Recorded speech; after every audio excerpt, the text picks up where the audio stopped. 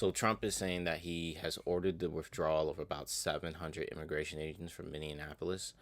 That still leaves around like 2,000. Um, this is the part where the Trump administration is trying to save as much face as possible. They're trying to lull people into a false sense of comfortability or complacency in imagining that the federal government is still not trying to occupy and demonstrate its power over Minnesota, right?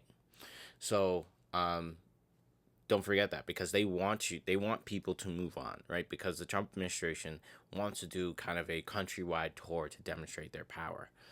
But the excesses of Border Patrol and Greg Bovino's, Christy Noem, Stephen Miller, right, and ICE agents has kind of put them into a kind of bind in which they're trying to launder their reputation and try to fix it.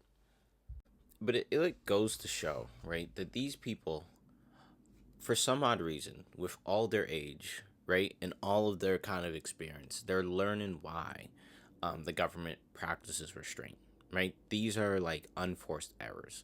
You don't have to agree with the way immigration laws are applied, right? But the one thing that they denied everyone was like Fourth Amendment protections, Second Amendment protections, First Amendment protections, and also just basic due process, right? You're seeing the fact that this is the chaos that they kind of thrive in, but that chaos is starting to bite them back, right? Because it's uncontrolled and they can't control the kind of outcome. So like this withdrawal of immigration agents is them trying to limit the chaos to what they believe is controllable, right? And so don't believe for a second that this is like a change in ideology. It is a forced pivot because they cannot sustain the Stephen Miller, Christy Noem, Greg Bovino chaos train of mass roundups of human beings, right? And so we'll see, but they're gonna remain in Minnesota, and the reason why that is stupid in the long run is because when you go into sheer population numbers, I think like almost like 1% of the population of Minnesota is I guess you can call it illegal. But if they wanted to get the biggest bang for their buck and to be more efficient, you go to Texas, you go to Florida, right? Hell, before Trump went all crazy, you could have gone to Nebraska and got more people than Minneapolis. And so I guess just pay attention to that fact that they are going to try to pull back their hand for a little bit. And that's just going to try and make sure that people's anger is going to be satiated for a little bit. So Trump's taking away 7 immigration agents from Minneapolis, 700.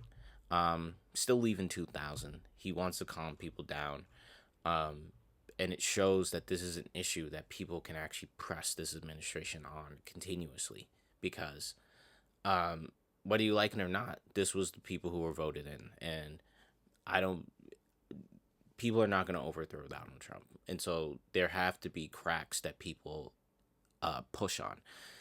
If the Democrats, I think, were smart about this, they would continue to push this issue because they did kill a U.S. citizen. They did kill 2 U.S. citizens.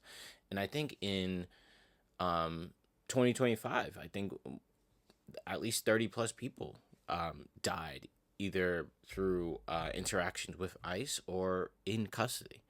And so this is something where you can use that to try and affect like better change because it's incremental, right? You're never going to get your full revolution where ICE is going to be abolished in this point in time.